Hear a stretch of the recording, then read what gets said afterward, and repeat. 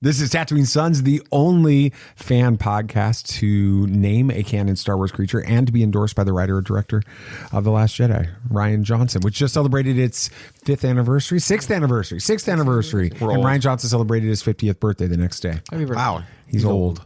Even older than me. So it's been what? I shared the podcast with a friend. They asked about it or whatever, and he told me later on that you have the perfect podcast voice. I've had other people mention that as well. With my regular work, where I'm in a podcast studio, actually having meetings that have absolutely nothing to do with the podcast. But welcome to the show. It's been a month or more. I don't remember. I know it was a hot second. It's been a while. We'll explain why in a little bit as to why and what you can expect going forward with Tatooine Sons. We're canceling the show. No, we are changing our release format for the next several months. We'll explain a little bit why, but we want to give you as much content as possible on the show that you're getting this week. So we are returning to our little bit longer format. So there's going to be lots of little segments and fun things. So listen to it in bits and pieces if that's what you'd like to do. But we're going to be talking about Dave Filoni and his amazing the announcement that he has been named Chief Creative Officer at Lucasfilm. We haven't had a chance to talk about that yet, so we're going to do that. We'll be talking about the 20th anniversary of Return of the King. Yeah, well, it's actually the 20th, the 21st, and 22nd of all three movies this week. So we're going to talk a little bit about The Lord of the Rings and what's coming next year in that world. Heron movie. We'll talk about that. And then BB Nate really is excited. They talked me into going to see finally a movie that was a foreign language film with subtitles, and I was resistant, to say the least. Stubborn. And I walked away from that movie, or I drove away. We walked to the car. I drove. You drove. You sat. I walked to the car. You drove. You sat away from the movie. And on the way back from the movie, I asked this question, and we're going to talk about this: is Godzilla Minus One the secret to fixing what is wrong with Disney? So put Godzilla in every Disney movie. Yep, that's it. I want Godzilla to eat Mickey Mouse. No, we'll talk about that here Public a little domain, bit. I mean. It's happening in 2024. You saw what they did with Winnie the Pooh. All right. That's all coming up next after this little segment where you get to learn about another podcast that is on the Christian Nerd HQ. Can't wait to share about that. This is Tatooine Sons. Hey nerds, this is David. You know me best from Tatooine Sons, but I want to introduce to you a new show coming to the Christian Nerd HQ. It's called The Bible Nerd Show. This is where a preacher, a teacher, and an average Joe all come together on a weekly basis to look at the blockbuster television series called The Chosen. Each week, we take a deeper look into it episode by episode as we uncover some of the best moments within the show, some of the biblical stories within it, and identify whether or not we agree with the choices that they made biblically. And we look at the historic, geographic, religious, and cultural context of each episode. It is a lot of fun. We can't wait for you to check it out. It comes out every Thursdays here on the Christian Nerd HQ. Make sure you check out the Bible Nerd Show. It's true. All of it. What is the name of the porg on the Millennium Falcon? Force is strong in my family. What do you think his name is? It's a big moment. I am a Jedi, like my father before me. Maybe Turbis? Do or do not. There is no try. Turbis? Pablo, if you're listening to this live stream, that porg's name is now Turbis. It's a good Star Wars name. We're not done yet. These guys recorded an awesome podcast called Tatooine Sons. Everybody listen to that. There's just a lot of weird stuff going on. So just the Steamboat Willie version of just the Steamboat Willie version. Which, you got all your Roosevelts It's the best version of Mickey. I love Steamboat Willie. Yeah, I forgot the song going through my head right now. So welcome to Tatooine Sons. We believe, welcome back to Tatooine Sons. Yeah. We believe that pop culture is the mythology of this generation, that there is a story. It is written on our souls, and that these myths speak to that story. And that is why we are talking about Star Wars again with some Dave Filoni stuff, which we're excited about that. We're talking about The Lord of the Rings, and we're talking about Godzilla, and which is Disney, a first, I think. And I don't think we've ever spoken about I never Godzilla. thought we would talk about Godzilla, honestly, unless in a positive light, at least. Yeah, we're definitely going to be talking about all that. We're excited to do that. So let's address the elephant in the room, which is why we haven't released an episode in forever. Sam, how are you doing? I'm exhausted. Just got done with finals. We had a longer semester than everyone else, and we still go back before at the same time as everyone. So it's been a very long semester. Just finished up finals last week. It was probably, I'd say, the hardest semester so far. It was just a ton of work. It was first semester, senior year. So, there's projects and engineering that you have to do, and challenging professors. Challenging professors is not even close to describing. I won't go into detail, but that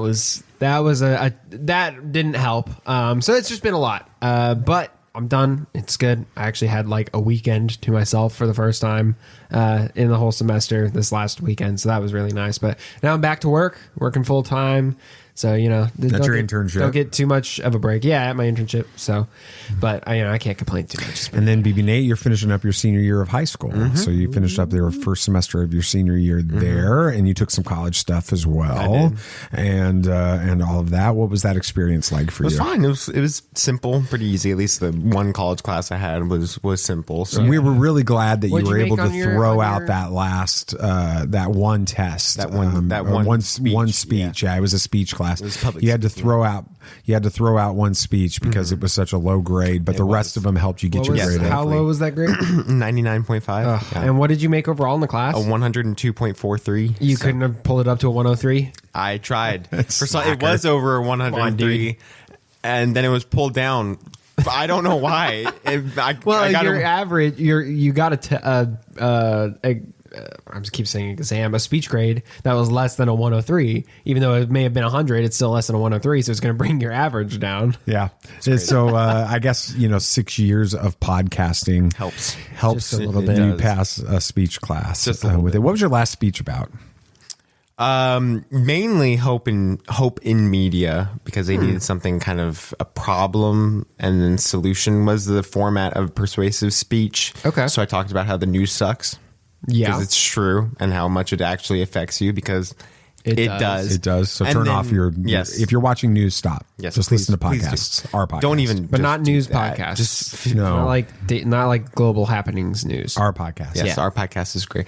And then solutions, alternatives of media and all that stuff, and kind of just dove into that. So that was fun. That's cool.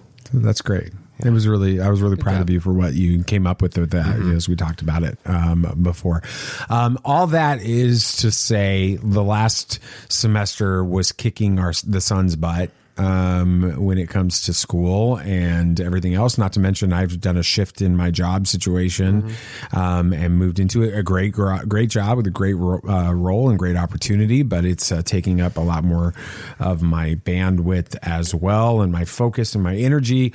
And so we made a decision, and there was actually a conversation. I'm just going to go ahead and pull back the curtain. There was a conversation that happened in this, like, do we need to just acknowledge that a day is going to come when Tatooine Sons doesn't happen anymore? Because a day will happen when these two knuckleheads are going to grow up and have a family and don't want to talk about all this stuff with their dad every week or whenever we do it. So we had that conversation, and we talked about, do we want to keep doing this or not? And the general, everyone agreed unanimously, yeah, we do. We want to keep doing this. But we needed to do it on a schedule that fit our circumstances a little bit more effectively with that. So we've made the decision, at least through the end of the school year, so May of 2024, when Sam and Nate finish up their senior years respectively of their different educational plans, that we're going to just go to a once a month cadence for releasing these. And so that will give us a little bit more space to focus in on what we need to focus on the rest of the month, but also we have a chance to do this, and we will be releasing the longer version episodes that we used to do regularly as a result of that. And so we're going to talk about lots of things today. And so for you as a listener, here's the way I want you to I encourage you to listen to these episodes starting, with this one going forward. Understand that we are designing these episodes to be delivered to you in bite-sized segments, right? So, you've got some of this stuff that we do at the beginning, which is the chit-chatty stuff, but then we've got 3 main topics. And the idea is you don't have to listen to all 1 hour or whatever it takes for us to do an episode like this in one sitting. That's not what we anticipate you doing with it. You can listen to it in segments. You can listen to it in Nathan's segment as he's going to talk about Godzilla Minus One, and Sam as he's talking about Lord of the Rings, and me as I talk about Dave Filoni and Star Wars. We've also got some little bite-sized stuff in there. We're going to talk a little bit about the Wonka movie that came out. We're going to talk about The Boy and the Heron and help Nathan or help Sam understand it. Yeah. So those types of things. We're going to throw in the anything else segment at the end again. So you've got an opportunity to listen to it, in those 10, 15 minute little bites with that. And that's what we encourage you to do over the course of the month in between. And we would hope that not only do you get a chance to listen to it that way, but you get a chance to share it as well with other people and help them become a part of the Tatooine Sons family. We would love for them to do that and for you to do that. And we're excited. I'm excited about this format, and I'm excited to be sitting here talking with these guys and putting out an episode again. So we needed to get through finals though for Sam. So there's no way we could have done it before that. So, but I think that's going to do it. Let's stop talking about what we're talking about and let's start. Oh man, it's been a while. It has been a while. I blew it. So let's stop talking about what we're going to talk about. Let's start talking about what we're talking about. There you go. There we go. There you go. BB Nate. Yes. Tell us what we're talking about. Well, we're going to be kind of going through our reactions to Godzilla Minus One. It's kind of interesting. We have a person here who's seen it once, a person here who's seen it twice, and then a person here who has seen it 3 times. So it's going to be interesting. We're going to go through that and kind of discuss the fact of how a Godzilla movie really cracked the code to what a good movie should be. Have you ever danced with the devil in the pale moonlight? Yeah, I can fly.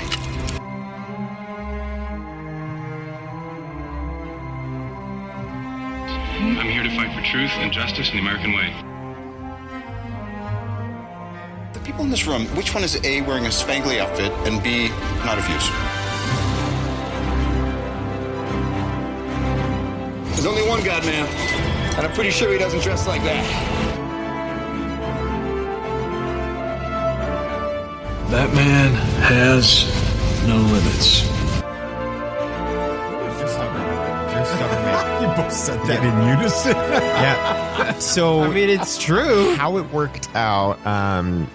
I was, at least, I think Sammy was a little bit too. When I first saw this trailer for this movie, I was pretty excited. Tell them again, what movie is this? This is Godzilla Minus One. Okay. You didn't see a trailer? I never saw a trailer for this. The only way I heard about this movie was Nathan telling me. So I saw the trailer and was like, oh, that looks like it couldn't be bad. And I've seen all the MonsterVerse movies and thought, oh, they're kind of meh. They're fine, but I've not much to them. There's not much substance. But this looked fun and all that, and it was from Japan, so I thought going back to its roots.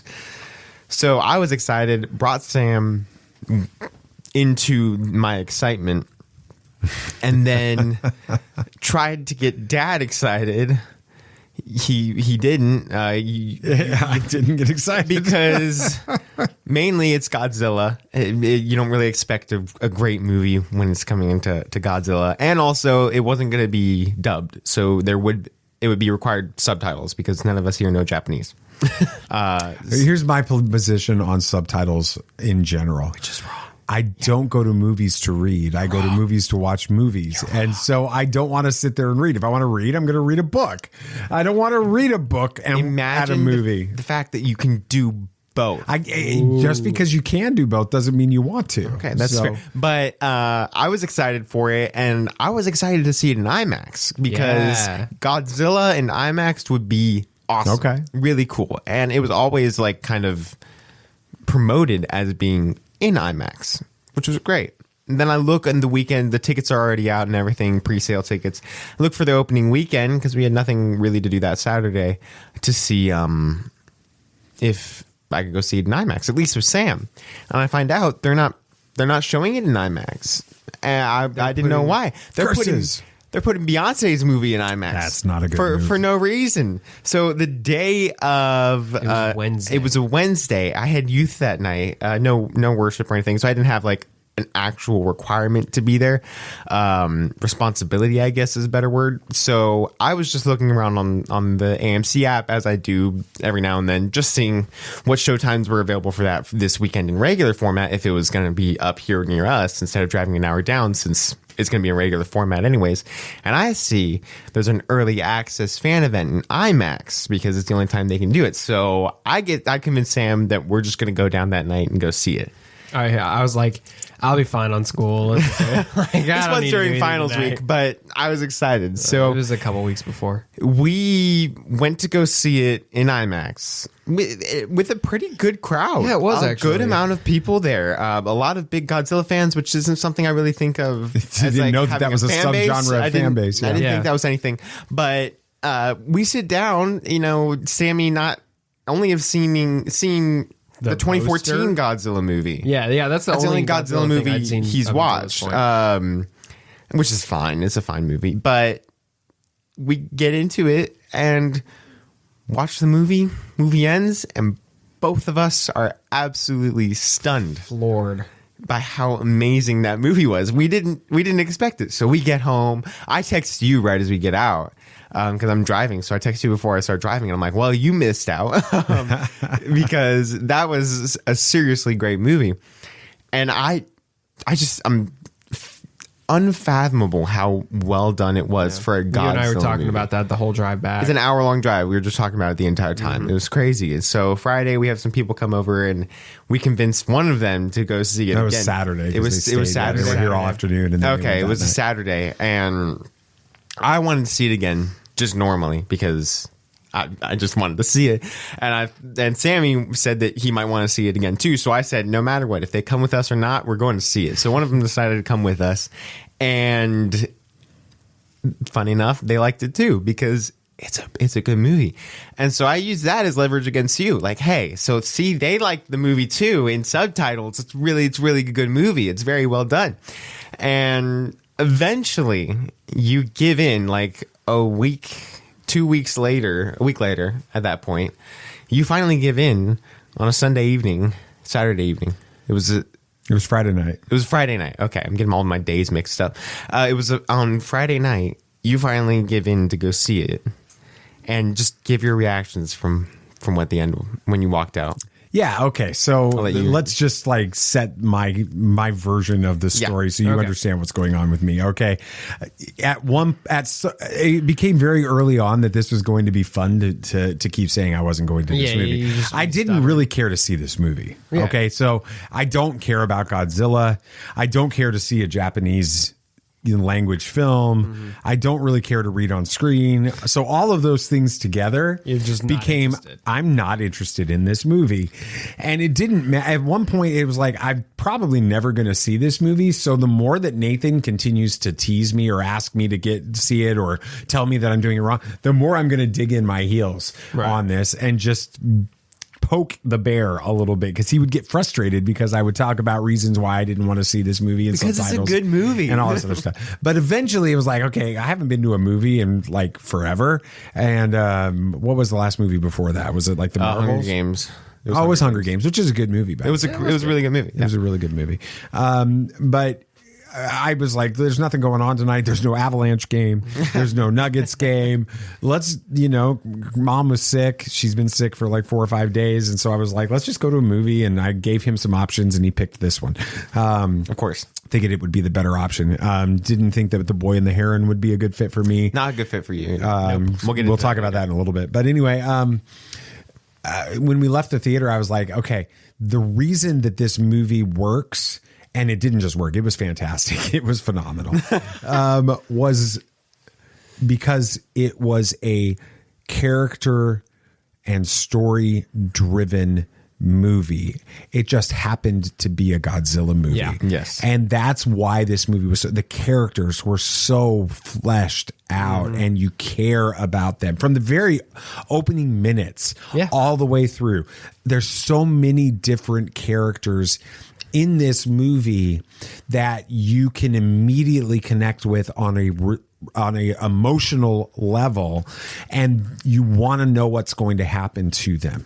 And the fact that Godzilla is coming and is doing all the stuff, and let's try not to spoil it because there's a bunch of people that are listening to this that I've never seen this movie. Probably didn't even know it was a thing. Right. And we don't have to spoil this movie. No. I mean, you know what a Godzilla movie is, and it feels like a Godzilla movie. It is has very all much the a earmarks of Godzilla movie. Absolutely. I will tell you right now, you have never cared about the characters and the story in a Godzilla movie like you're going to care about the characters in the story in this one. I feel like that makes it a better, not just a better movie in general, but a better Godzilla movie. Absolutely. Because then when Godzilla is on screen, he does make an appearance. You're even more worried about it. You're not just like, yeah, let's see Godzilla break some stuff. You're actually worried about the characters. It made Godzilla scary again. Which is what he was always supposed to be. It was scary. It was a scary monster movie because you were worried about the human characters in it, which was a necessary thing. And that actually brings us to what we really need to talk about Well, here. yeah, because that's what I said when we were driving away, right? I said, this is the secret to fixing the MCU. It is. This is the secret to fixing sort of the disjointed elements within Star Wars and some of the stuff that's gone on with that, right?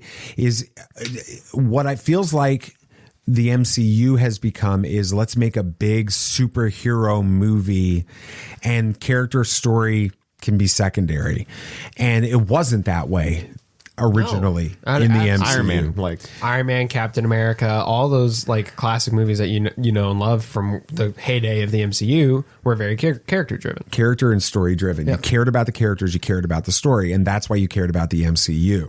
And then it became, well, people are going to just care about the MCU because it's the MCU, and let's not worry about whether or not we've got good writing, good characters, good stories.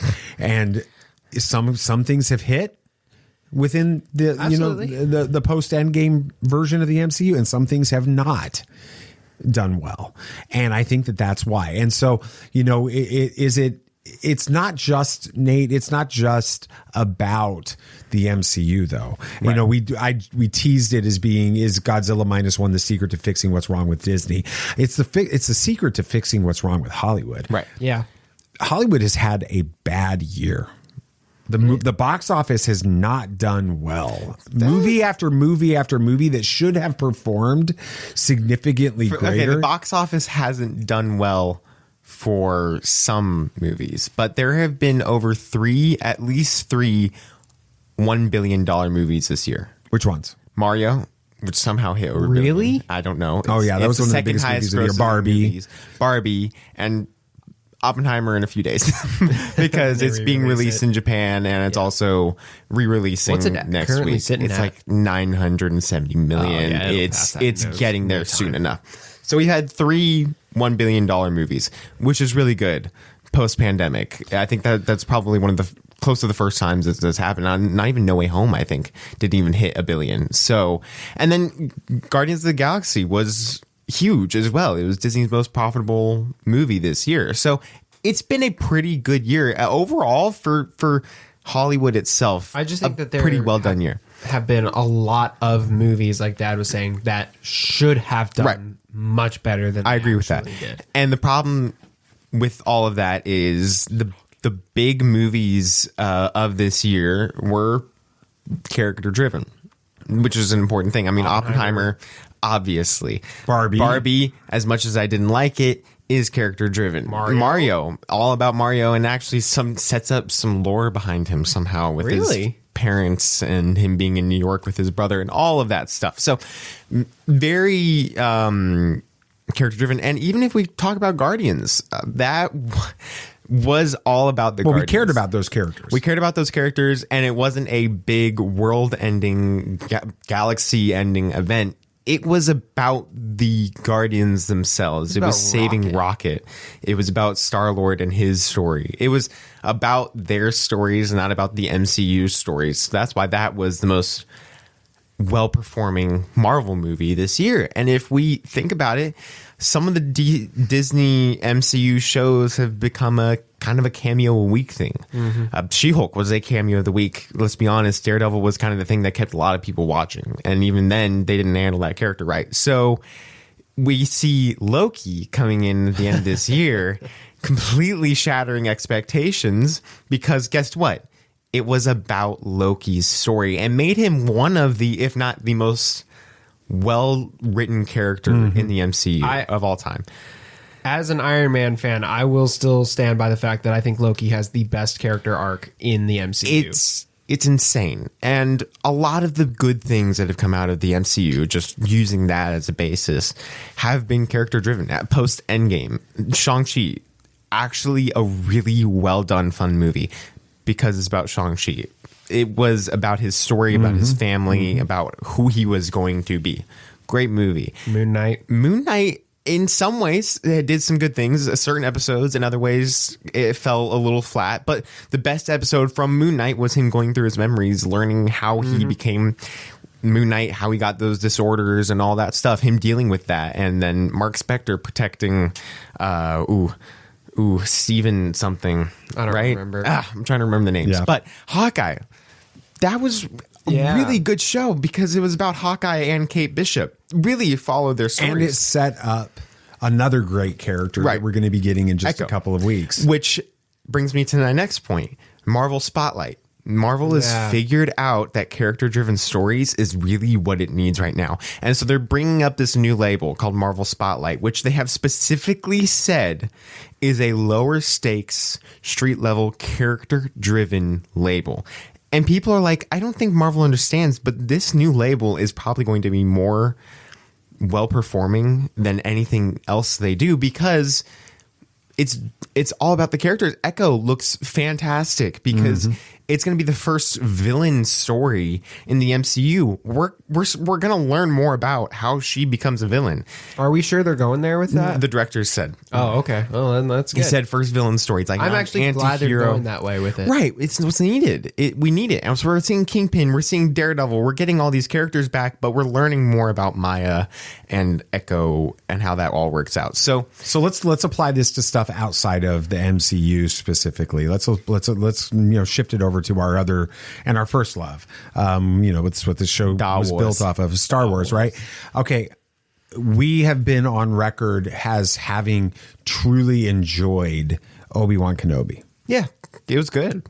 Right? Good show. Loved the story, loved the interactions with Vader. That was not a film or a series, that was universally liked. It was controversial, and a lot of people didn't like that show with it. We also really loved Ahsoka. Ahsoka was great. Why do you think that Ahsoka has been almost largely positively received, while Obi-Wan Kenobi was not as universally liked? Do you think it has to do with the stories themselves not being as like I felt like with Obi-Wan Kenobi, it became sort of let's just throw stories in here and figure out how to do it so we can get Vader in, so we can get lightsaber battles in. I could see that people making that criticism. I can definitely see that too, and I think some of the criticisms were with certain characters like Reva, and even I heard some complaints about Leia. I thought Leia was fantastic. She was phenomenal. Great. I liked it. Reva, I can sort of see some of the complaints. Was she horrible? Did I completely dislike her character? No. Was she my favorite? Also no. I think things like that mixed with the sort of, I guess for lack of a better term, piecemealed story, where it does kind of feel like let's just throw Obi-Wan in a series of situations and see what happens. I can see that coming together. I think its saving grace for us is that it did what we're discussing here. It dove heavily into Obi-Wan's character after episode 3 and him dealing with all of that. And I think that was its saving grace for us. We look back not thinking about, oh, he went on this cool mission and stuff. We think back looking at all the introspection and things we learned about Obi-Wan's character through that. So I think that's what's going on. Definitely. And Ahsoka tapped a lot into the nostalgia of Rebels and Clone Wars. It was a big deal. A lot of these characters felt like they grew up with Ahsoka. You don't really have that feeling with Kenobi. So that was difficult to capture. Yeah. But we can't forget about one of the most positively received Star Wars series this year with Andor. Mm-hmm. Yeah. You can't get more character driven. You can't get more character driven than Andor. It was all about Andor. Yeah. It was about Mon Mothma. It was really diving into those stories, their perspectives, their passions, what they needed to do, and how they got to where they were. And that was very important. You were invested. The One Way Out scene is one of the greatest scenes we've gotten from Star Wars this year. It was fantastic. Was that this year? That was this year. Mm-hmm. Wow, it's been a long year. It's been a long year. It's been a long year. But Andor was absolutely fantastic and showed that and widely positively received. A lot of people really love it. I think some even more than Ahsoka. Some people don't think it's Star Wars, like some people here. But it was still, I might be poking the bear with that statement, but but it was still a fantastic show that really dove into the characters, which was needed for Star Wars. It's necessary. What about things like Pixar and Disney animation? You know, do you feel like it's gotten to the point where those are, well, let's, you know, like we were at the theater this weekend. What were we seeing? What did we see? It must have been Godzilla because you didn't see anything. We saw another movie Sunday. Saturday we saw Wonka. Well, Wonka, yeah, we'll talk about that here in a little bit as well. So we were at Wonka, and they did a trailer for Inside Out 2. Yeah, right. And then you have Wish, and you have, what was the other one that came out earlier this year that didn't do so well? Turning recently? Red? No. That one hasn't hit theater. There's one that just came out recently that didn't do so well in the box office. Maybe I'm thinking of Wish. Strange World? I think you're thinking of Wish. Yeah, I'm thinking about Wish. So, okay, so the point I'm making is it feels like, okay, they've got a formula. Here's how to make a Disney animation movie. Here's how to make a Pixar movie. Just create a formula and a story that fits that formula versus creating a great story. And then does this fit in Pixar? Do we make a Pixar movie out? Do we make an animated movie out of this? What do we do? Do you feel like that?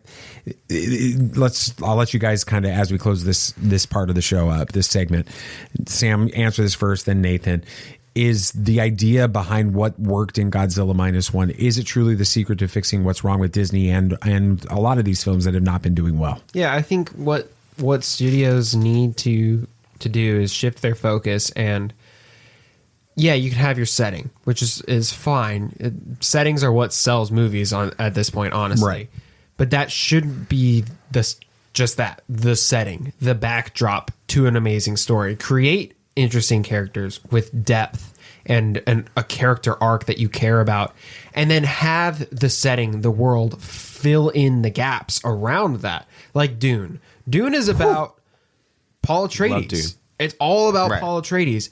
But the world, the richness of the world, fills all that in, gives it a frame, basically, for you to watch that story. And that's what made Dune such an amazing movie. Exactly. And I think that not only Disney, not only any movies, but Hollywood in general, with TV shows and with movies in general, need to learn that we really love characters.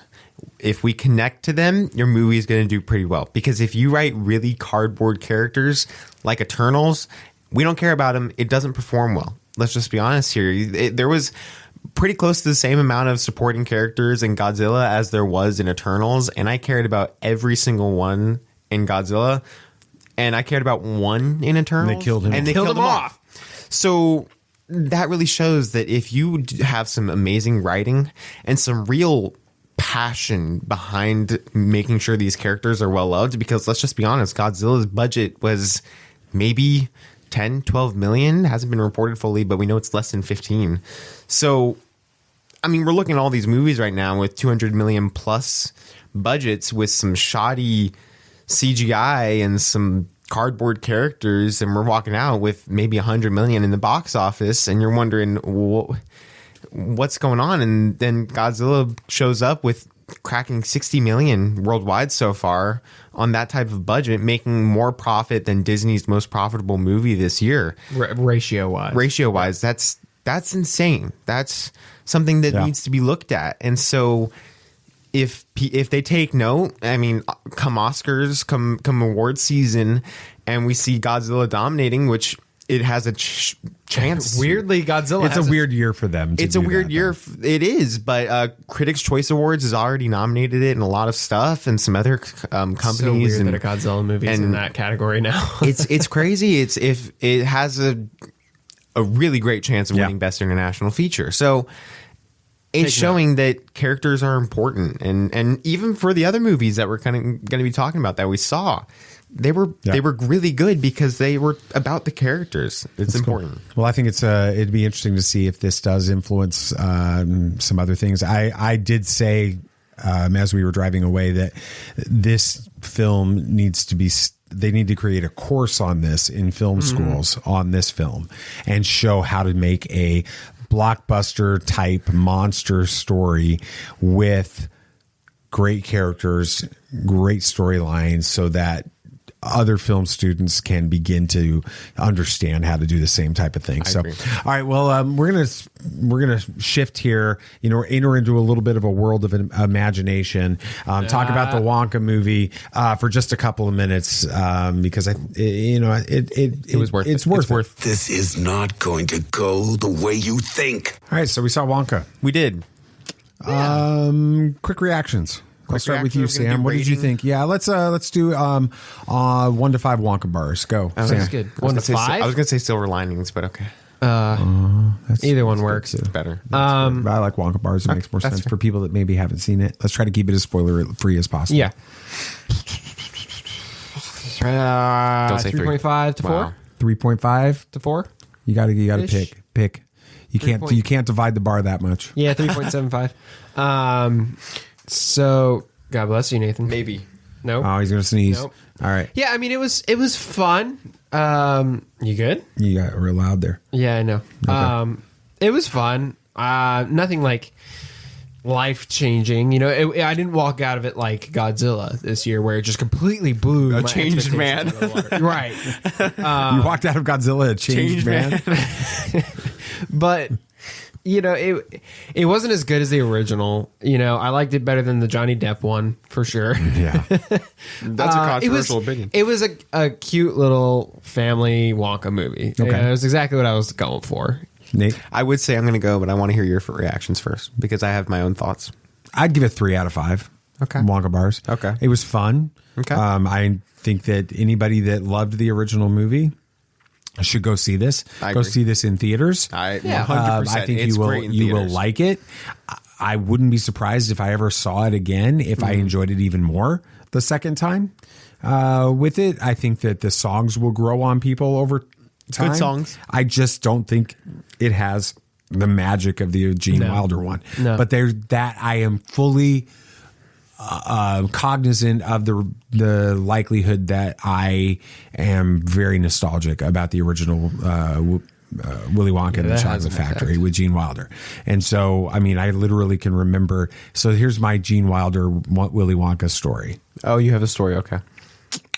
That's a mini. January 1978. Wow. 1978.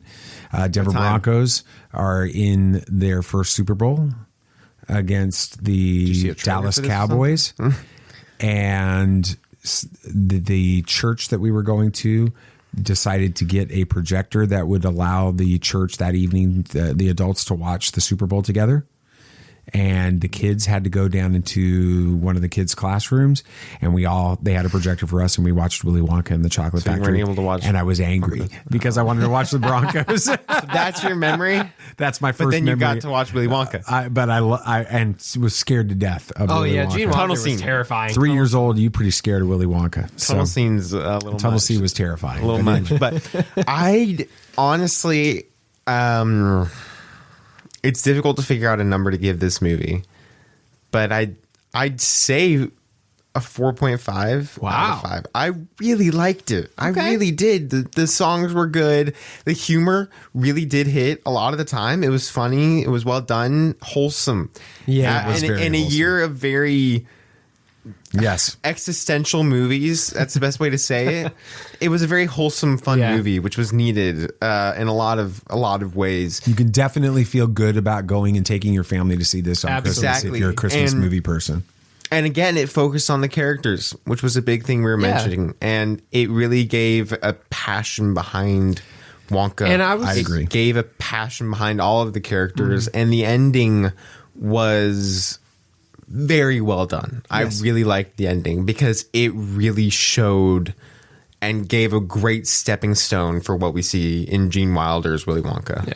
And I was honestly, not that I was worried about it, but I was impressed with Timothée Chalamet's performance. He did great. He did a great job as Wonka, and the singing was good. There wasn't like that annoying auto-tune that you have. No, that was what I was worried about. Nowadays. The ADR was good. Like it was just a well-executed movie all around too, which I appreciate. Awesome. Well, that's our opinions on Wonka. Let's talk a little bit about some very not Wonka. Not at all Wonka. Yeah. So this week marks the 20th anniversary for Return of the King, 21st anniversary for Two Towers, and 22nd anniversary for Fellowship of the Ring, which is weird to think that whole series is as old as I am.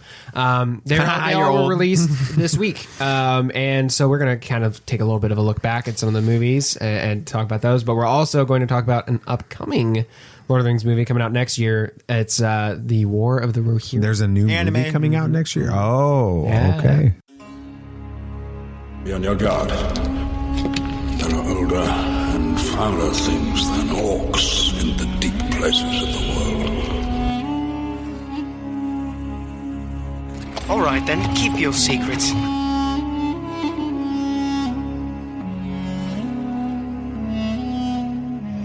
coming to is as the footsteps of doom.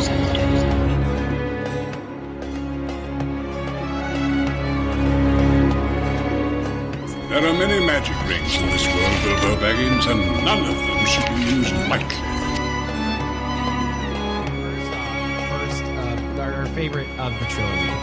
Easy. I mean, it's probably going to be Return of the King. Yeah. There's no doubt about it. I mean, you can't break these movies up. They're one movie. Yeah. But if you had to, it's easily Return of the King. There's no doubt about it. No, I want you to go first. I know what mine is. Because I know what yours is. Mine's definitely Return of the King. There are very, very few movies that can regularly get me to cry, and that is one of them. And for 30 minutes What do you think is mine? I think it's Two Towers. Why would you say that? I don't know. I feel like I've heard you say it's Two Towers before. No, it's the original. It's a Fellowship of the Ring. Really? Fellowship is good. Because I didn't grow up on Tolkien, right? I grew up it's just to, pull back the curtain some more in our lives.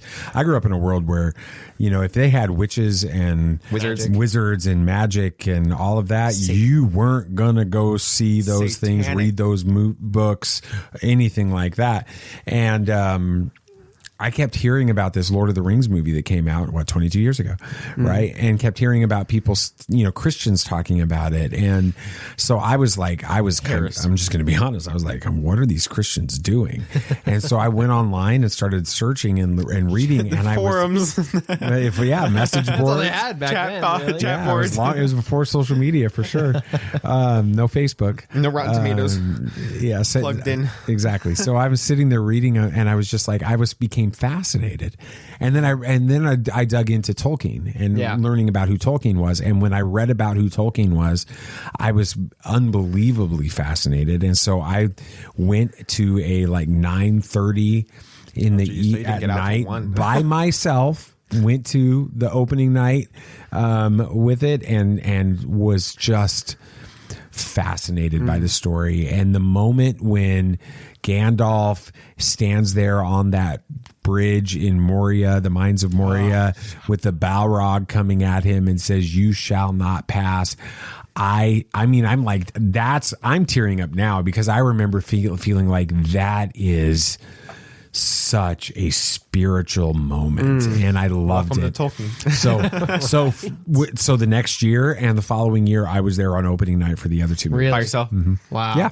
by yourself. And then I got Mom to watch all of them director's cut. And she was like, "Oh God." Wait, no, like she enjoyed them. Yeah, the full ones. She's watched the extended cuts with us too. So yeah.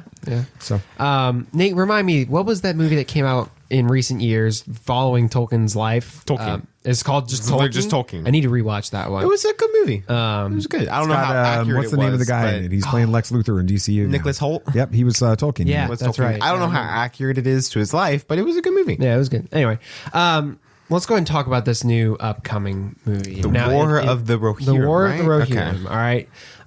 It's a prequel movie set 261 years, very specific, before the events in Two Towers. So Two Towers. yeah, before Not Two Towers Fellowship. specifically, because that whole story takes place over like a year or something like that. Okay. Of They couldn't have Frodo's just journey. said Fellowship? I don't know. But it stars Brian Cox.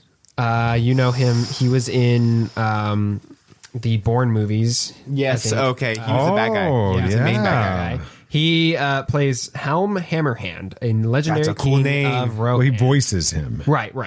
This is all an anime, actually. And I'm not sure how Dad will feel about that, but there will be a piece of information here that I'm going to reveal on both of y'all that I think will get you. It's both Dave very Filoni's writing excited. it. No. No, not quite. And actually, Miranda Otto will reprise her role as Eowyn, as she's the narrator of the story. So I think that's kind of cool. cool. She's going to be like telling the story. So is this tied? Hold on, I need to understand this. So is this like officially tied into the original trilogy? I think so. I think it is a part of that, even though it's a prequel. I think it is because the font's the same, and I know that doesn't say a lot, but right. I mean, well, they have to be careful about what they allow in the estate, and I'm pretty sure that this is allowed. official, just because it's set in such a weird time period and it's such a small aspect of the story. I don't think it hurts anything. What if we get Aragorn? I think you guys will be excited by this. The director is Kenji Kimiyama. Oh, really? Yeah. Okay. You should know who that is. You know his work. He's done some DuckTales things. He's done some Ghost in the Shell. Visions? He also did The Ninth Jedi. Oh, okay. Nice. Yeah. So that bodes well. So knowing this is literally all the information I can find on this. There's a few other actors. We don't know any of them. We don't really know much more about the story. This is literally all we have, except that this Hammerhind is also the namesake for the stronghold Helm's Deep. Oh, so okay. we'll probably see the origin of that story too, where that whole comes from. But that is literally all the information we have on this movie, and I think it's supposed to come out sometime next year. So it is based on that. Nathan, what are your thoughts on them not only making a new movie for Lord of the Rings, but having it be such a weird time period and connected like the past and all that? I wouldn't be surprised if we get some new information sometime this week. I'm going to be honest. Really? It's Lord of the Rings week. Yeah. So maybe tomorrow for the 22nd anniversary of Fellowship, or maybe sometime later this week, because Max, HBO Max, or whatever you like to call it, is very much pushing the Lord of the Rings week right now. They have a whole collection. It's the big banner and all this stuff. So it's a big deal. So I wouldn't be surprised if we get some type of news, but also this is theatrical. This is not a straight to HBO Max. Mm-hmm. This is not a straight to DVD kind of movie. This is going into theaters. So we're getting a trailer sometime soon, I'm assuming. This has been in the works for quite some time. A really long time. So I wouldn't be surprised if before Dune Part 2, we have a trailer out, because that's the big Warner Brothers movie. This is going to be the big Warner Brothers movie at the end of the year. In December, they're going to probably release it around the same time. So I wouldn't be surprised if we get some of that. But have we gotten anything? We haven't gotten it. We've only gotten the logo, the title, and then the background of the title. It's releasing like a year from now, from what I understand. Something December. Like it is. Probably this week, because this is the week that all the other Lord of the Rings movies it says release. December 13th is what I'm seeing. So makes sense. Do you guys think that this movie might suffer from the fact that it is a very different medium than all the previous films? And anime, despite what you may feel about it, it isn't a divisive medium. Some people swear it off and try to avoid it as much as possible. Some people are way too into it. Nate and I are kind of, I don't know, we'll watch if it's good. We like Visions and things. So what are your thoughts on that, Dad, especially being so like disconnected from all of that? I think you bring up Visions, and I think that that's important because I think there's a lot of people like us who would not have even given anime a second thought until Star Wars released the first season of Visions or the first volume of it, and now they've released the second. And those shorts or whatever they're called, I don't know what they're called. I think they're shorts. Are so different from each other, and some of them have very classic sort of the cliche of what anime is. Anime tropes, okay. With like the twins feels very much over the top. Yeah, and then and also the one where the robot Obi-Wan or whatever, the robot like Toby One. That's it. Yeah, to be one. Right. Yeah, exactly. That one feels like sort of the goofy side of anime, and yet you have the Ninth Jedi, and that doesn't feel like you have. Roman. That feels like battle tech and some of that stuff from when I was a kid. Transformers, that one is Gen 1 Transformers. Somewhat, yeah. So I do think that people have been exposed to anime that would not have been exposed, and it's the same. It's sort of very adjacent fandoms, right? The reason that we talk about the Lord of the Rings on this show as well as on Star Wars is because our love for all things nerdy, and those both fit into it. And so people that are big fans of Star Wars are often big fans of the Tolkien stuff and the Lord of the Rings, and they probably have seen some of the Visions stuff, and especially if you connect it to the Ninth Jedi, which is one of the best stories within that. We're still hoping for a sequel. I do. I hope they come out with an animated movie of it, telling more of it. I feel like we're just going to stop the show right now and go watch it. But anyway, I think that that's going to be really cool. I did just read as we were talking. I looked it up. This is definitely connected to Peter Jackson. That's what I thought. It's like his same studio or same like a production it's house. Warner Brothers and all that stuff. So. With that, and they've made it clear this isn't connected to anything with Amazon Prime's Rings of Power show. Okay. This is connected with the original Lord of the Rings. This is an official anthology, and that's why they're bringing back that character. They mentioned that they wanted to do some of those things coming up here pretty soon in the Peter Jackson universe with Warner Brothers, because they're like, we have this IP, why aren't we using it? So they wanted to make some more stuff in it, and I think that we underestimate Lord of the Rings fans. A new Lord of the Rings movie in theaters will bring out the fans, because pretty much fans of Lord of the Rings are going to watch whatever they can if it's not Rings of Power.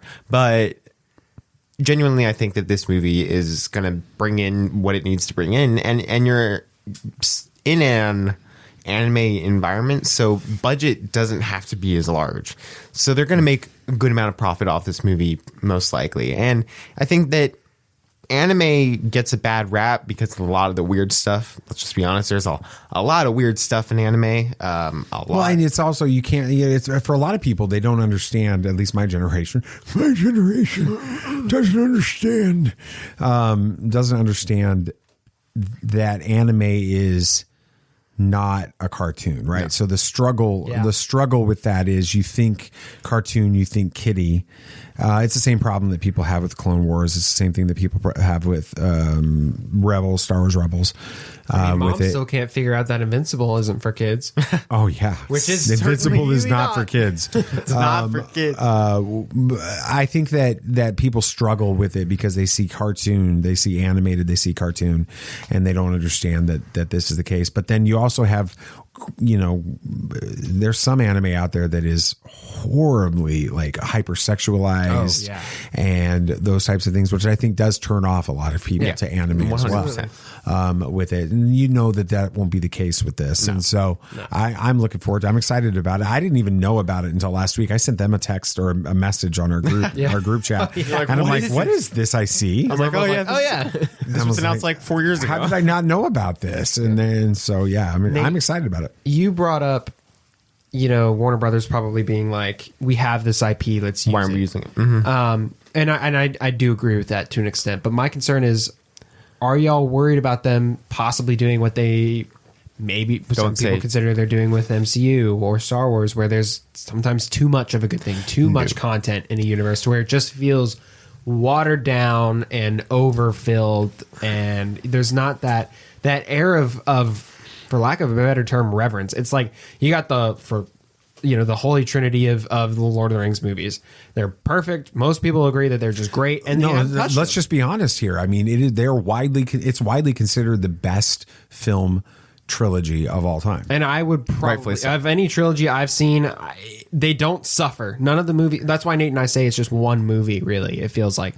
So they haven't touched it very much. The only thing they've really done is Rings of Power, and that's disconnected. They've done a couple games. Which was controversial, to say the least. Right. They've done some games. Those were controversial, yet still disconnected.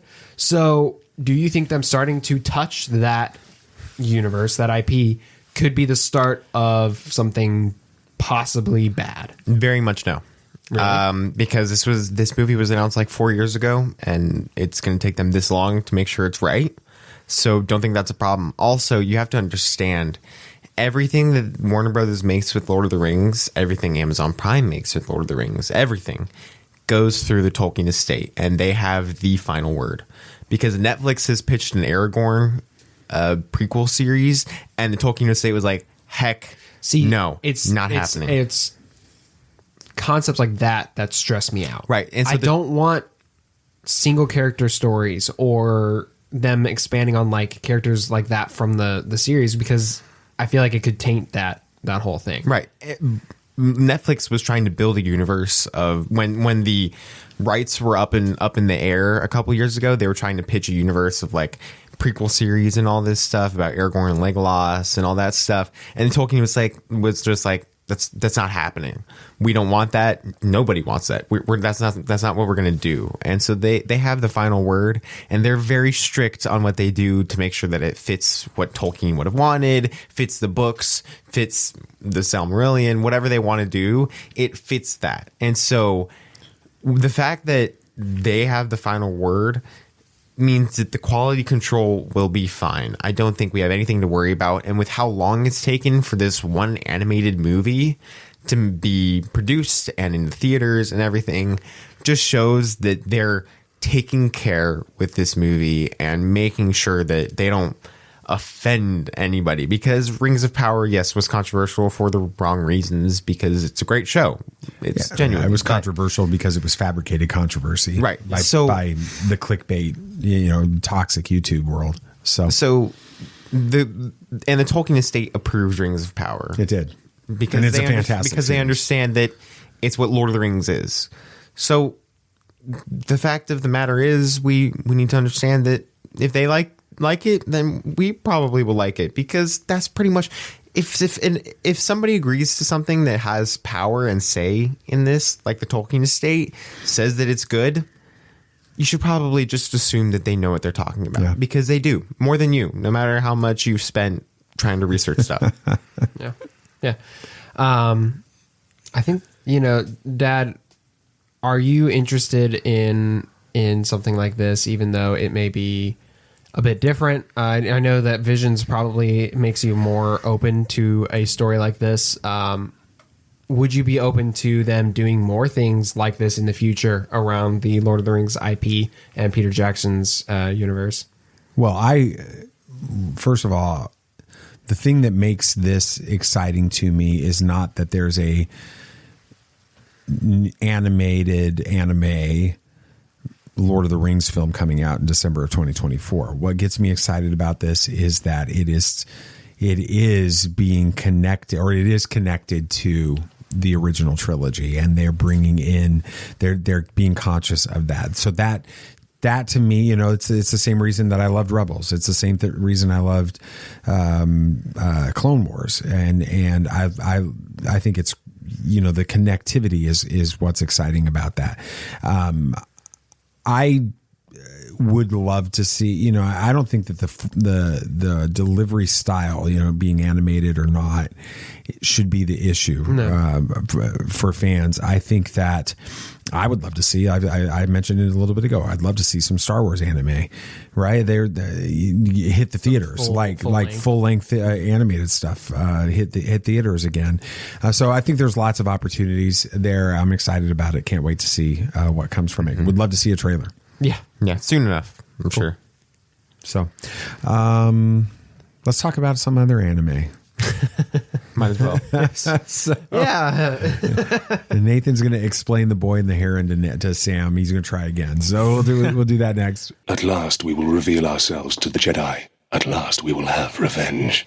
All right, Nate. Okay, so me out, bro. Before I explain everything, rating on easy 1 to 5 herons or wada wadas. Let's do wada wadas. Those are cute. I have no idea what they're talking about. There's these little spirit bob things that are the souls of babies before they're born, and they inhale and then they float up. And just feel free to go spoilers on this, because I have a feeling most people listening to this podcast aren't going to go watch The Boy. And if they are, then they've already seen it. So. Was it executed phenomenally? Was it beautiful as any Studio Ghibli movie is? 100%. Did I get it? No. I've watched 3 Studio Ghibli movies so far, and I haven't gotten any of them. I guess if we're rating it on a scale of comparing it to the other Studio Ghibli movies that I've seen, and if it compares... Yeah, I mean, I guess 4 or 5. It did what it was going for perfectly. Enjoyment, 3. It felt a little slow, and I didn't quite get the story. But it was still well done. It was interesting to kind of pick out the voice cameos with all the big names that they had sprinkled about the movie. But as for the story and stuff, I didn't get it. Didn't get it. Okay, Nate, what about you? What would I give it? Yeah,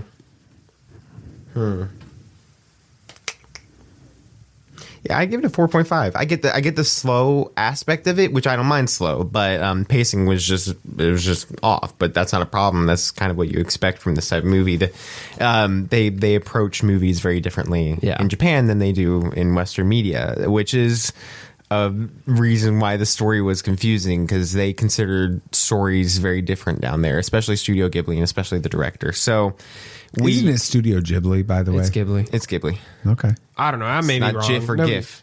Nobody's told me. I'm going to go with Ghibli. It sounds better than Ghibli. It sounds like something you take out of a turkey. Yeah, we might get crucified about it, but we're good. But the story, while it takes a lot of brain power to kind of decipher what it's supposed to be, it's beautiful. It's great. It's a great story.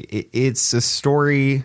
Just walk through what the application or the concept behind the story is without getting into details on the story. What is it trying to communicate? It's about grief. It's about processing grief. That's mainly it. I mean, in the logline and everything, the main basis of this movie is the child.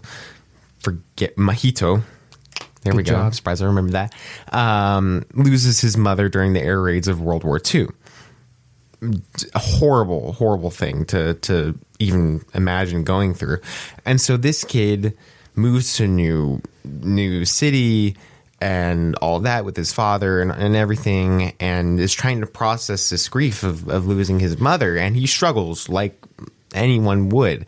So he kind of goes to this dream world eventually of where it helps him continuously go through the stages of grief, leading to, of course, acceptance, the final stage of grief. And that moment where he finally accepts it is weird, crazy, and a little bit scary, but very well done and intense, and you really feel it, and then it carries itself through the rest of the ending of the movie. It's a very well done story, but it's very difficult to understand what it's trying to do when you're in a world filled with giant parakeets and floating white blobs that are apparently the souls of babies before they're born, and seagulls eat those babies for nourishment, and Willem Dafoe's a bloodied up old dying pelican seagull telling Mahito life lessons. It's weird. It was really weird. It's weird. There's no doubt about it. It sounded beautiful, and then you started telling me all that, and I'm like, no, that's not beautiful. The that's setting is weird. The Animation is beautiful. Apparently, the story is beautiful. The story was amazing. So I'm going to throw this in here, and this is just me having heard you describe it now this way. And I know we talked about it when you guys watched it, Nathan, and you already sort of told me a lot of this, but it's hitting me differently right now. For somebody who is going through their first Christmas season after their mother's passing, what would this movie do? If I grasped the story, grasped the concept, what would this movie do for someone like that?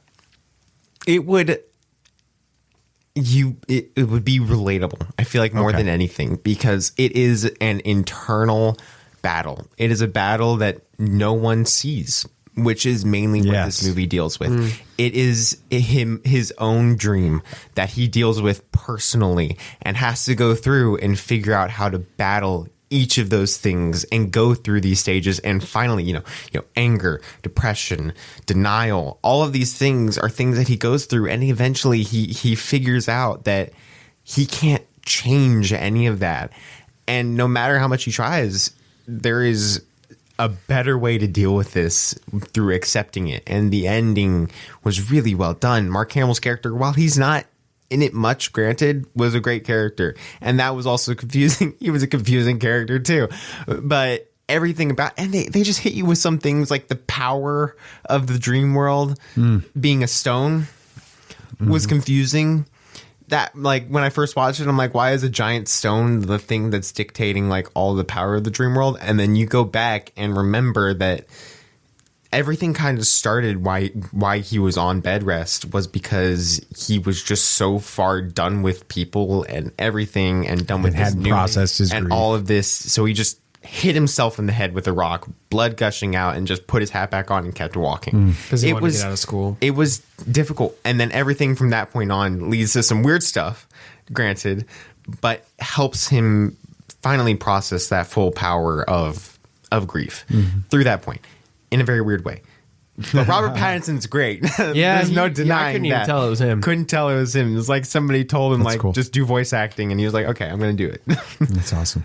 No, I think it's cool that, you know, you can, you know, we tend to pretty much agree on things, and for you two to have these different opinions about this movie, and still, you know, Nate, I mean, Sam, I think that you thought you appreciated the movie, even if you didn't understand it.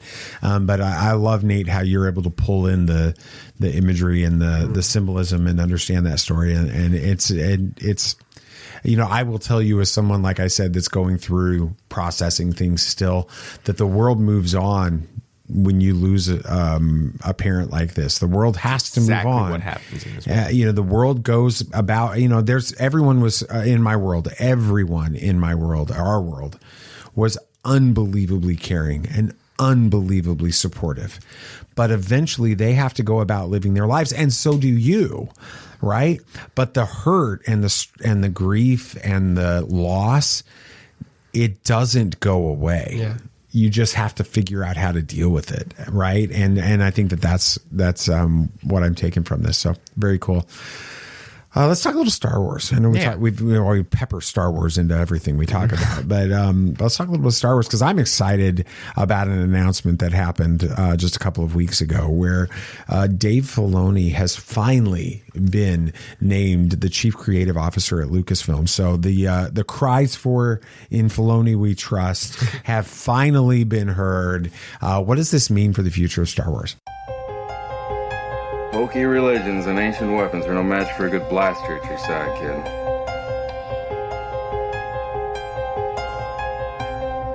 Rebellions are built on hope.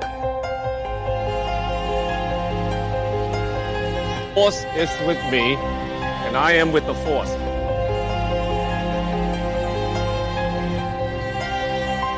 If you live long enough, you see the same eyes in different people. It's like it's weird to think about the fact that you guys met Dave Filoni even before we started this podcast. When we were at Star Wars Celebration in 2017. Without his hat, too. Without his hat. It's one of my favorite pictures that we've ever gotten of you guys with it. And we didn't even acknowledge this, but we are now in our 7th. Can you believe that? We are in our 7th year. Wow. So we've been doing this for 6 years. We've had our 6th anniversary would have been December 1st. Goodness. Of doing this show. You guys were 12 and 16, and now you're 22 and 18. Wow. When we started this show. That's crazy. With it. So happy anniversary, guys. Happy anniversary. Happy weird put it that way. It's exciting. So let's talk a little bit about this situation. So let's frame the conversation. We have had conversations with got to be careful now. I'm tired and we haven't talked on the show forever. So I'm going to try to word this the right way. Careful. There are people that are in the know. Oh, good way to put it. From various different circles that we have had conversations with in the past 6 years. So that not on the show. We're not talking about these conversations having happened on the show. We're just talking about conversations that we've had with people because of this show and the relationships that have come from it that have made it clear that the frustration within Lucasfilm throughout the sequel trilogy was a lack of cohesiveness, which I think that we can all, looking back and having some space, can all agree is exactly what hurt the sequel trilogy. Yeah. With it. In fact, this week, just a few days ago, Adam Driver was doing an interview. I don't know if it was for the Ferrari movie or whatever, but they brought it unhinged after this Ferrari movie. I've seen some things. He's been crazy. He's just saying whatever he wants. Saying whatever he wants. Well, he said flat out, he's like, when they filmed The Force Awakens, there was no redemption arc in store for Kylo Ren. There was really no plan for what they were going to do with that character.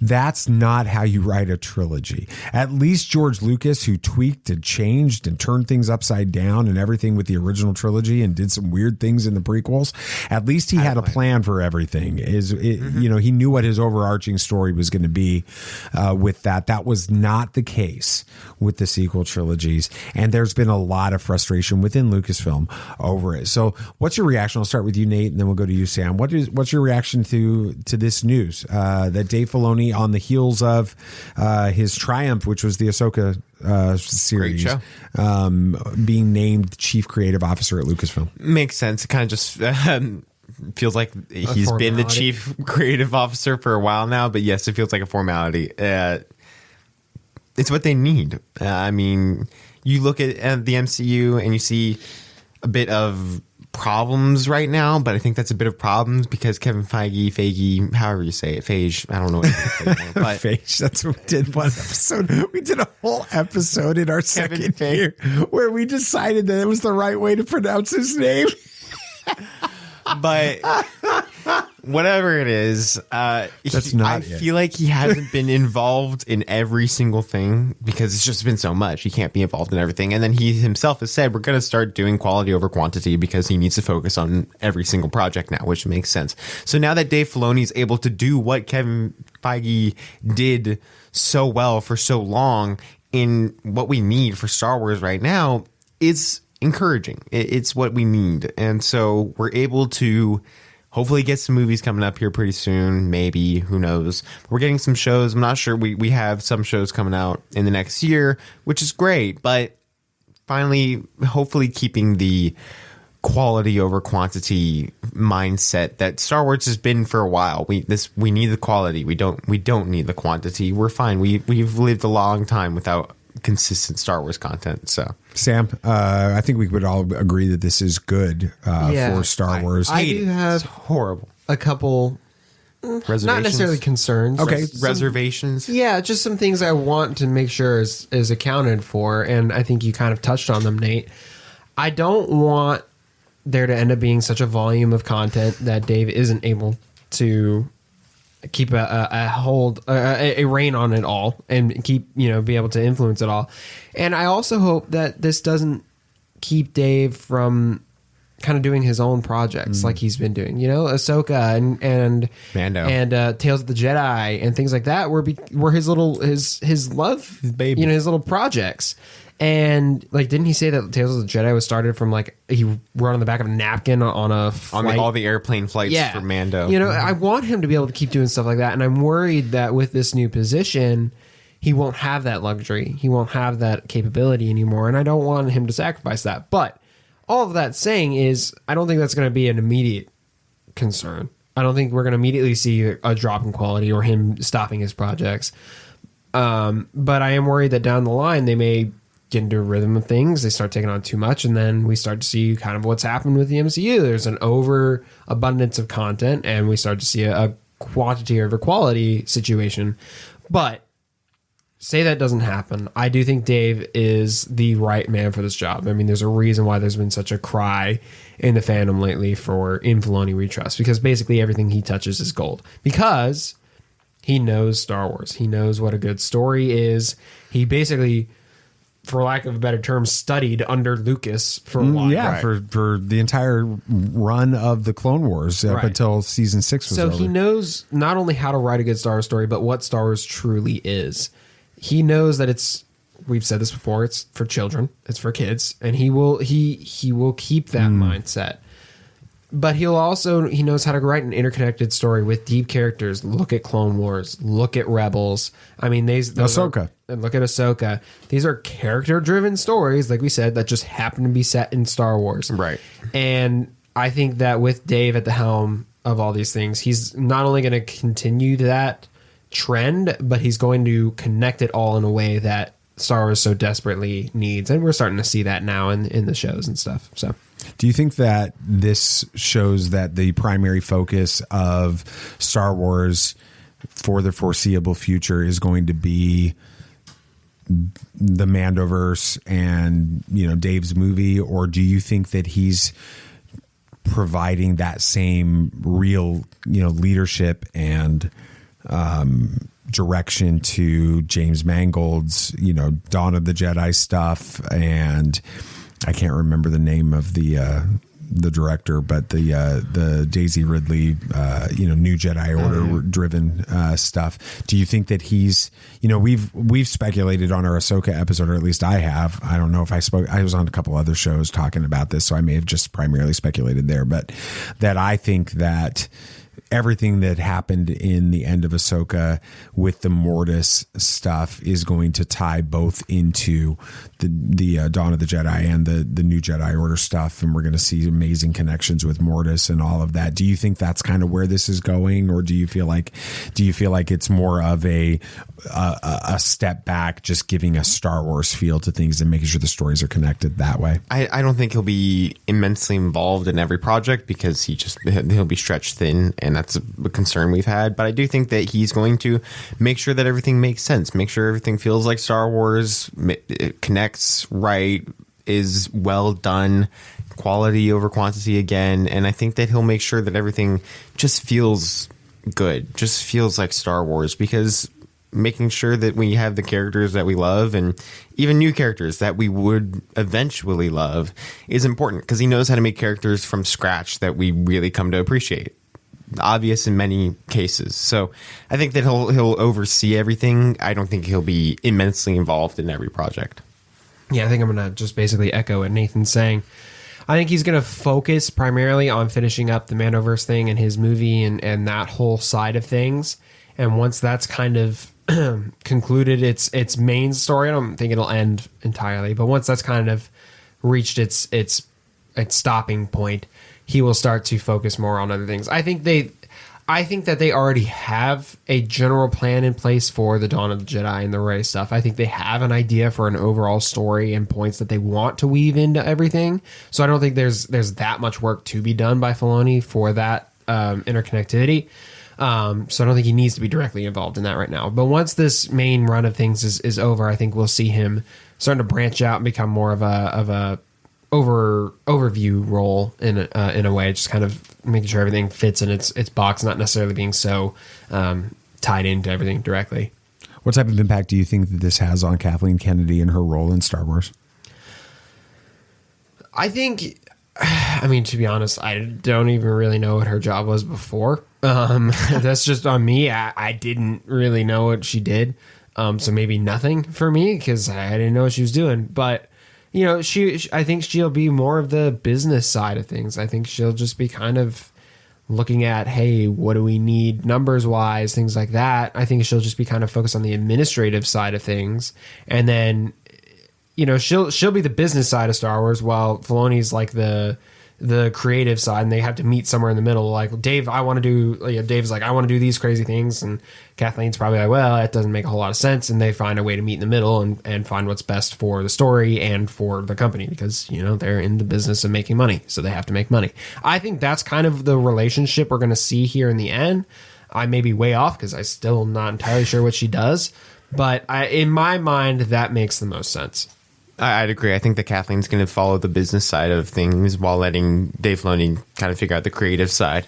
I think that's pretty much what they've agreed upon, and I don't see why it should be any other way, because she knows how to run a business with movies. She's been in it for 4 years now, so she understands how to run movies and run that business, and she's done pretty well for Star Wars, all things considered. So I think she'll finish the business side, but definitely Dave's following the creative side. Let's bring the circle complete from what we started. Our first main segment was about how what we experienced watching Godzilla Minus One was the secret to fixing Hollywood and Disney, you know, all of these things, MCU and all this other stuff. Do you think that this is a sign, the bringing in of Dave to as chief creative officer? I think that title is important, right? Do you think bringing him in to do this actually is a very, very good sign that Star Wars is going to focus in on story and character first versus just churning out more Star Wars content in order to bring in dollars to the Disney machine?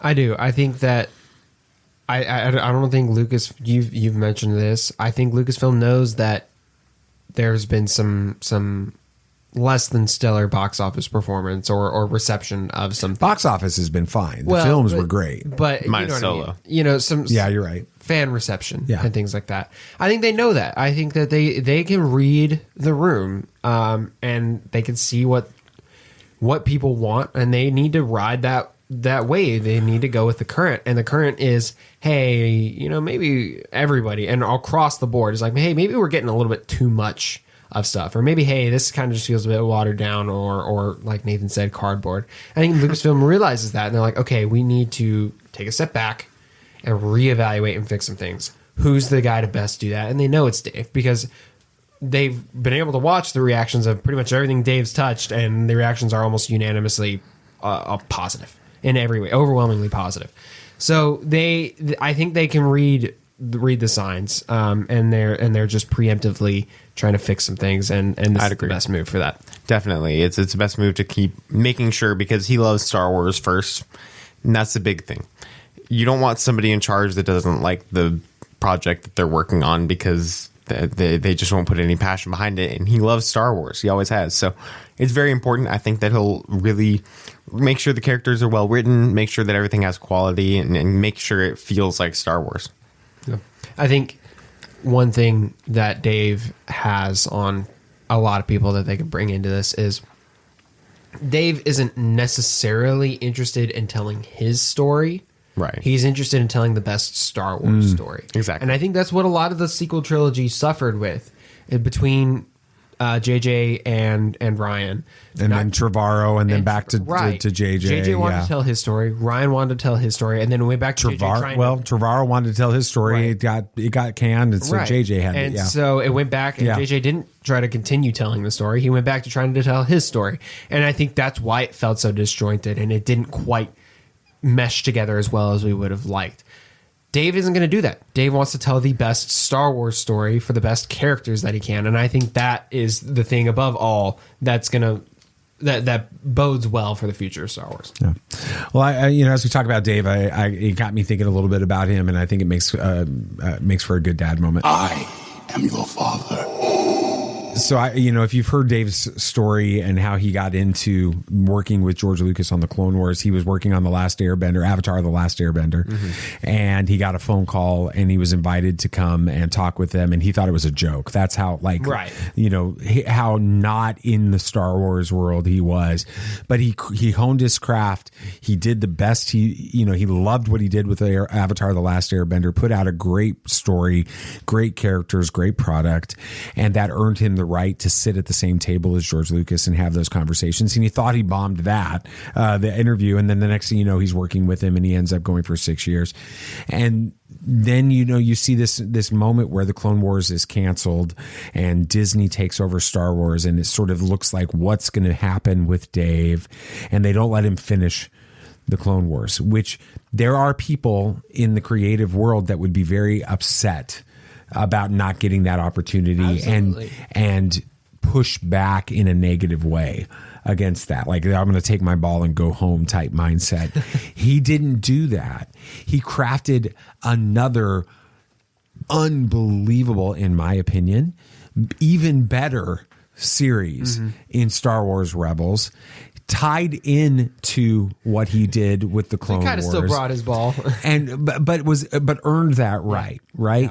And then they move away from animation to the Mandalorian and live action, and instead of being like, "There's no future for me now in this," he ends up working directly with with Jon Favreau and asking Jon to help mentor him and how to do live action, and learns how to do that. And then it culminates with the Ahsoka series, which is phenomenal. And now that he's been patient, now you see this growth, you see him learning, you see him being patient. All of those things in the way that Dave has handled himself over the last.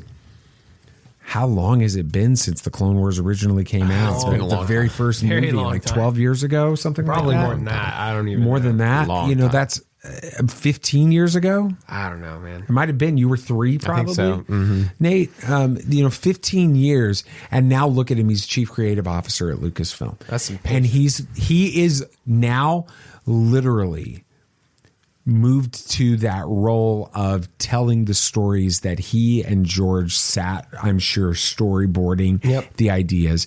And I think that that's a great lesson for us to learn. So just, allow yourself time to grow, continue to learn, be patient, and good things will happen. So that's it for a dad moment. Is there anything else you guys want to talk about? Anything else? Yeah, so Marvel released the new Echo trailer. I just watched it a little bit earlier today. Oh, you did? Really? Finally. Oh, and you didn't see it when you sent it to me? I thought I sent it to the group. I must not have. I didn't pay attention to it. Oh. So I was like, wow. Yeah. Well, first of all, they're like, viewer discretion advised. Like, this is MA. Set your profile to adult. You know? Like they really want to drive that home because it is not your typical MCU fare. This is the first time an MCU project has gone MA or R. I mean, it's the first time. It's like John Wick. An official MCU project. Right. It looks like John Wick with the stuff they're doing with it. Looks crazy. I'm okay with it. It looks good. Knowing it's a villain makes it kind of even more exciting because you're not like it's not being glorified. She's a bad. So January 5th. What day of the week is that? Do we know? That's no clue.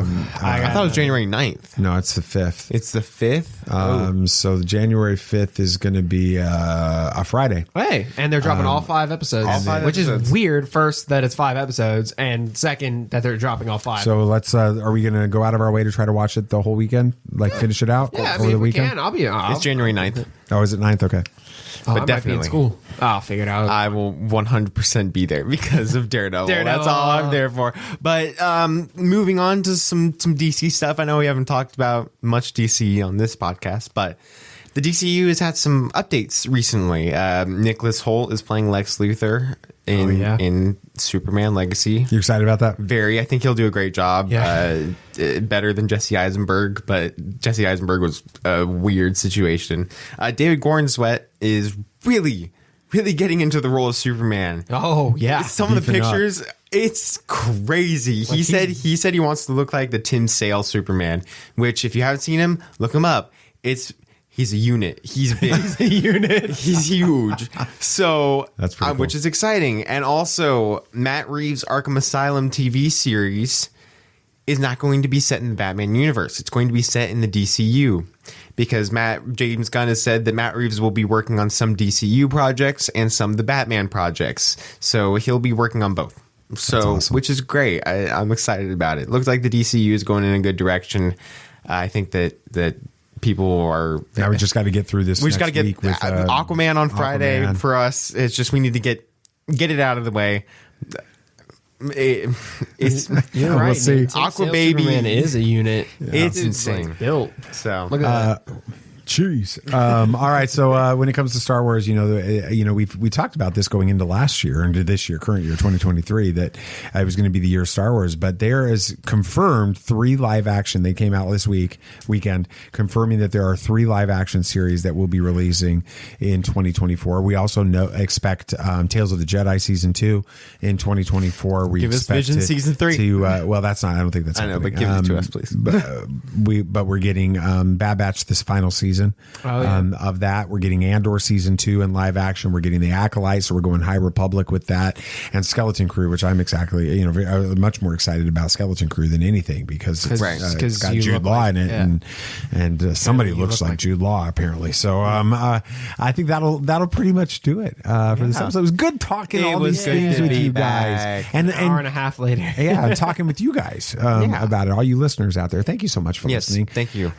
We really do appreciate it. I hope that you'll enjoy these longer episodes that come out less frequently, while these two focus in on myself as well, but these two specifically focus in on the most important thing in their lives right now, which is their education and getting those things done. And that's the way that it works, right? So make sure you share this with your circle. We'd love for you to get the word out to them. If you want to and you can, ratings and reviews do make a big difference. So we would love for you to do that. With it. We appreciate it. I think that's going to pretty much do it for this episode. Anything else you guys want to say? May the Force be with you. May the Force be with you. May the Force be with you, always. This party's over. I like that Wookiee. Don't get technical with me.